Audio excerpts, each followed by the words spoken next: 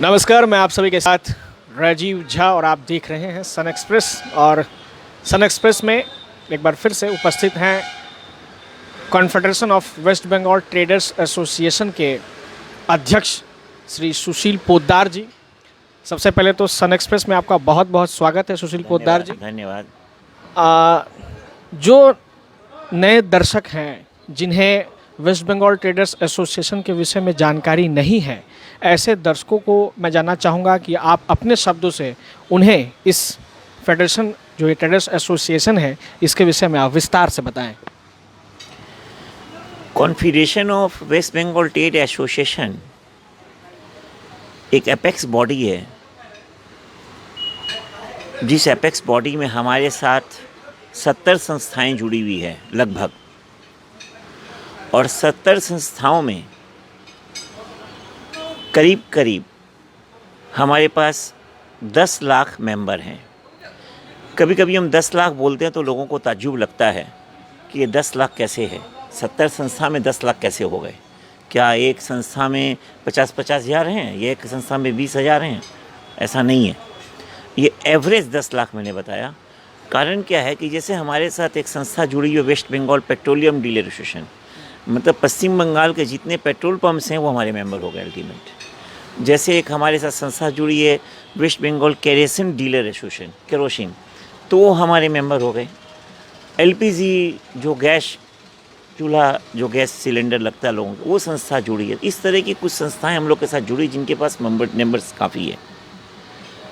जहाँ तक सवाल है इस कॉन्फेडरेशन के बारे में, हम चाहते हैं कि व्यापारी वर्ग, जिसको हम अंग्रेजी भाषा में ट्रेडर बोलते हैं, ट्रेडर की, चाहे छोटा ट्रेडर हो, चाहे रिटेलर हो, हाँ, चाहे वो किराने की दुकान वाला हो, या फिर वो एकदम बड़े से बड़ा वितरक हो, डिस्ट्रीब्यूटर हो, या C&F एजेंट हो, वो भी हमारा मेंबर है। और आज के दिन ये यथार्थ है कि वो हमारे मेंबर हैं।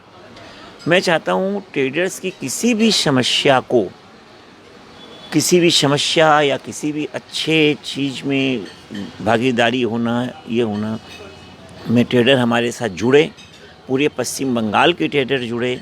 जैसा कि आज आप जानते हैं मैं सिलीगुड़ी में हूँ, और हमारे भाई साहब Paschim Banga trade welfare association का आज नींव रखा गया, जिसमें शपथ ग्रहण समारोह था। खोकोंदा प्रेसिडेंट, विराज जी सेक्रेटरी, ऑनरी जनरल सेक्रेटरी।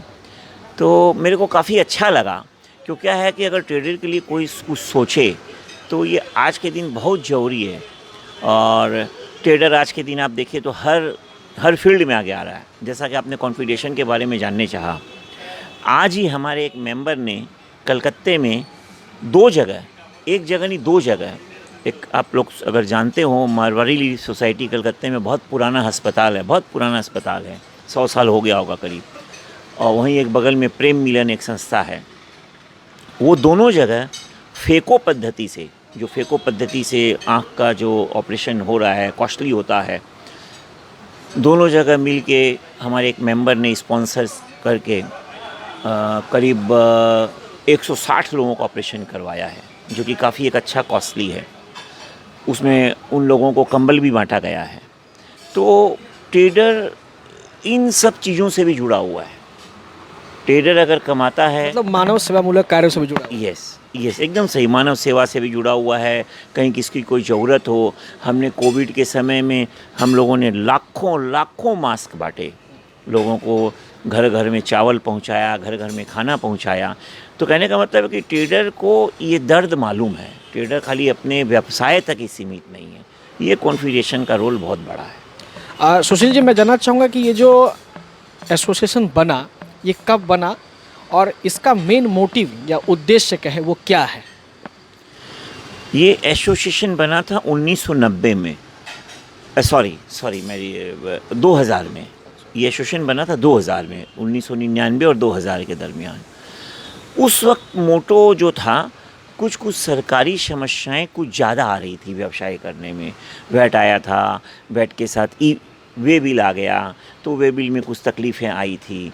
तो ट्रेडर भाई ने सब ने कुछ लाइसेंसेस ज़्यादा आ गए थे कि एक व्यवसाय करने के लिए ये लाइसेंस लेना पड़ेगा, तो काफ़ी उसमें मतलब पजल्ड जो कहते उलझने काफ़ी आई थी। तो सब लोगों ने एक तय किया कि नहीं, एक ऐसा कॉन्फिडेशन होना चाहिए जिसमें डिफरेंट व्यवसायी, जैसा मैंने आपको सुबह भी बताया था कि हमारे यहाँ आल्पिन से लेके एलिफेंट तक बेचने वाले हैं। ये कोई लोग ताज्जुब भी करते हैं, बट मैं किसी भी आदमी को आपके चैनल के माध्यम से, इवन खोकुंदा बैठे हैं, भाई साहब बैठे हैं, मैं आज आपको ये बताना चाहूँगा कि हम ट्रेडरों को, हमारी अपेक्स बॉडी को, आपको सिर्फ नाम लेने का ज़रूरत है कि हमें ये सामान चाहिए। वो कहीं भी नहीं मिल रहा हो, अब एकदम ही कहीं मार्केट से कहीं उपलब्ध नहीं है तो मैं नहीं बता सकता हूँ, अदरवाइज जो सामान हम लोग उपलब्ध कराने में सक्षम हैं और एक अच्छे प्राइस पे अच्छी क्वालिटी, अच्छी चीज़ हम लोगों को सामान कराने में उपलब्ध। तो ये कॉन्फिडेशन का जो रोल आया और हम लोगों ने सब लोगों को जोड़ा, सारे व्यवसाय को जोड़ा, तो इससे क्या हुआ कि सरकार को भी मालूम पड़ा कि नहीं, जो आज मान लीजिए यहाँ से हम लोग निर्यात करते हैं जो माल, आज सिलीगुड़ी को ही ले लीजिए, तो सिलीगुड़ी में 2 कंट्री तो एकदम मस्ट है जो निर्यात होती है, भूटान और नेपाल, जो संलग्न है यहाँ से। तो बांग्लादेश हम लोग के कलकत्ता से, यहाँ से भी बांग्लादेश माल जाता है, हिली पोर्ट जो है, हिली से बहुत माल जाता है, फुलवारी है। तो हम लोगों ने ये चीज़ सोचा कि इस बिज़नेस को भी बढ़ावा मिले, और कॉन्फिडेशन ने अभी यानी कुछ 4-5 सालों में निर्यात के तहत बांग्लादेश के साथ कई कार्यक्रम किए। हम लोग बांग्लादेश भी गए थे, नेपाल के साथ कार्यक्रम किए, भूटान के साथ किए।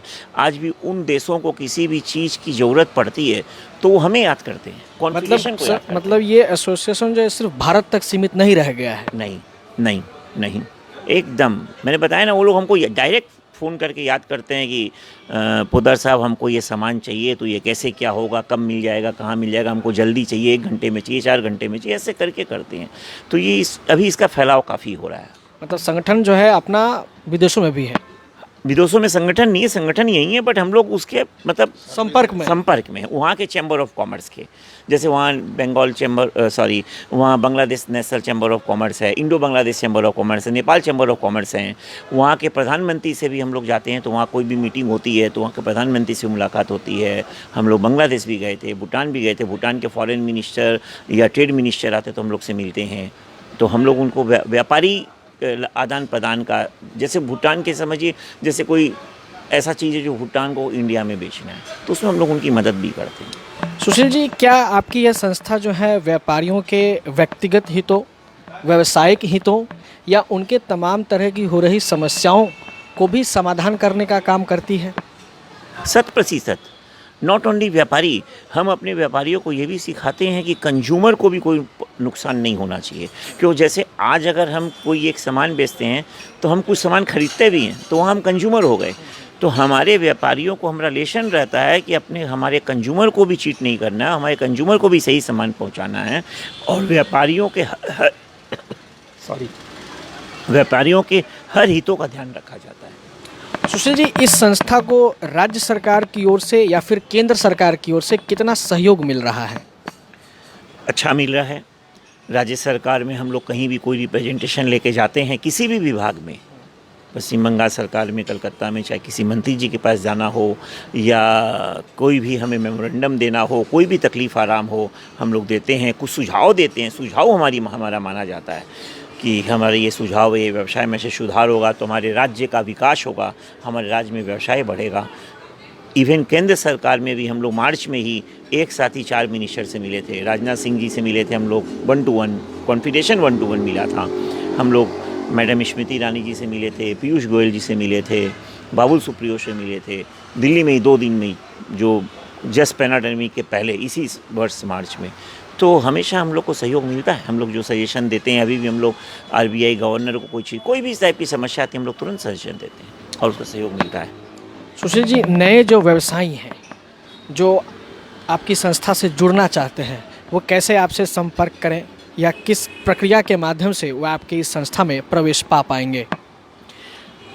देखिए, प्रवेश पाने कोई ऐसे बहुत दिक्कत नहीं है, बट पहला तो ये कि व्यवसायी सही होना चाहिए, और उसकी अगर कोई संस्था है, जैसे मैं एक उदाहरण के तौर पे आपको 4 एसोसिएशन के नाम बोलता हूँ। उदाहरण के तौर पे मान लीजिए स्पोर्ट्स गुड्स डीलर एसोसिएशन, मान लीजिए मोटर पार्ट्स डीलर एसोसिएशन, मान लीजिए पेट्रोलियम प्रोडक्ट एसोसिएशन, या और एक कोई विंड गारमेंट मैन्युफैक्चरिंग एसोसिएशन या गारमेंट ट्रेडर एसोसिएशन, इस तरह की संस्थाएं काफ़ी होगी और काफ़ी है। वो संस्था का मेंबर अल्टीमेट हमारा मेंबर हो जाता है अगर वो संस्था हमारी मेंबर बन जाती है। तो जैसा मैंने आपको कहा कि 70 दूसरे एसोसिएशन का एपेक्स बॉडी है, बट हमने कुछ जगह देखा कि कुछ ट्रेड में एसोसिएशन नहीं है, कुछ ट्रेड में, कुछ कमोडिटी के नहीं है। तब हमने उन ट्रेडर भाइयों के लिए अपने एसोसिएशन का दरवाज़ा खोला, उसमें इंडिविजुअल ट्रेडर मेंबर बनने का एक रास्ता खोल दिया। उसके मेंबरशिप लेते हैं, इंडिविजुअल मेंबर भी हमारा बन सकता है, बट एक संस्था को जो वजूद दिया जाता है, जो संस्था की एक एसोसिएशन की मेंबर की है, वो थोड़ा डिफरेंट रूल है। बट मेंबर हमारे यहाँ अगर कोई जेन्युइन व्यवसायी आए तो उनको हम लेते हैं, और दूसरा हमारा प्रयास ये रहता है कि वो अपने एसोसिएशन के थ्रू आए। इस संस्था के द्वारा बंगाल के व्यावसायिक जगत में किस तरह के बदलाव को हम आने वाले समय में देख सकते हैं? बहुत अच्छा, बहुत अच्छा, बहुत ब्राइट फ्यूचर है। बिजनेस में कहीं भी कोई कमी नहीं आएगी, बिजनेस बढ़ेगा। हम लोग बहुत अच्छा फ्यूचर देख रहे हैं। आने वाले बच्चे हमारे, आने वाले जो हमारे सेकंड जनरेशन आ रहा है, थर्ड जनरेशन आ रहा है, वो भी देख रहे हैं नहीं फ्यूचर है। क्यों, देखिए मतलब अगर आप ये अभी पैंडेमिक सिचुएशन में भी देखिए, जो सिचुएशन गया कोविड में, बिगिनिंग के 2 महीने में ज़रूर मार्च अप्रैल मई में थोड़ी परिस्थिति ख़राब थी, बट उस परिस्थितियों को हम व्यापारी उजागर करके आगे ला रहे हैं, सुलझा रहे हैं, व्यवसाय अच्छा करने की कोशिश कर रहे हैं, व्यवसाय अच्छा हो रहा है धीरे धीरे, और उस जितने भी हर्डल समस्या को मिटा रहे हैं। और आने वाले दिनों में भी मैं समझता हूँ कि क्योंकि यहाँ का व्यवसाय में अदर स्टेट से भी अच्छा होगा। सिलीगुड़ी में आज खोकन जी ने और जुगराज सुरेखा जी ने आज शपथ लिया, किस तरह की उम्मीद उनसे आप करते हैं, या इस संस्था जो सिलीगुड़ी में बनाई गई है, किस तरह का उम्मीद आप रखते हैं पूरे उत्तर बंगाल से? हम तो इनको अपना एक समझते हैं, चाहे संस्था का नाम कुछ भी हो, तो नाम तो हर आदमी व्यक्ति का अलग होगा। इनका खोकोंदा है, मेरा सुशील पोद्दार है, उनका विराज जी है, तो नाम तो अलग होना ही है। तो ये नाम अलग है, बट हम लोग एक हैं, और हम लोग एक हैं, और ये पूरा भारतवर्ष देखेगा, पूरा पश्चिम बंगाल देखेगा कि हम लोग कहाँ से कहाँ यहाँ के बिजनेस को ले गए हैं, और इसकी गरिमा को कहाँ तक ऊंचा पहुँचा रहे हैं। ये दोनों भाई हम लोग मिल के देखेंगे, और बहुत अच्छा काम हो रहा है। Sushil ji, the Sun Express news channel है, इन्हें आप किस शब्दों में शुभकामनाएं देना चाहेंगे? मैं चाहूँगा, जैसा मैंने अभी व्यवसाय के लिए आपको कहा, कि हम लोग बहुत आशावादी हैं कि व्यवसाय बहुत अच्छा बढ़ेगा, और आशावादी नहीं होंगे तो बिजनेस ही नहीं कर पाएंगे। अगर हमको मालूम होगा, हम सोचेंगे कि नहीं कल तो हम अपने गद्दी पे नहीं जाएं, काम तो कुछ होने वाला नहीं है, तो होगा नहीं। और हम ये सोचेंगे कि हम अपने गद्दी पे जाएं तो काम होगा, कुछ तो होगा, कुछ न कुछ तो होगा जाएंगे तो।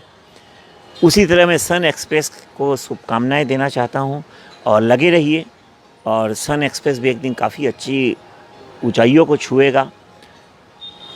उतार चढ़ाव तो हर चीज़ में आता है। आपके भी चैनल्स में काफ़ी कंपटीशन आया। पहले हम लोग जब बच्चे थे तो जाके एक रूम में सब इकट्ठा हो जाते थे, दूरदर्शन चैनल आने वाला है। मैंने अपनी कैरियर में सबसे पहला मूवी देखा था 3 बहुरानियाँ। जब टीवी फर्स्ट चालू हुआ था डीडी चैनल में, तो मैंने देखा था 3 बहुरानियाँ, वो भी किसी दूसरे के घर में जाके टीवी देखा था।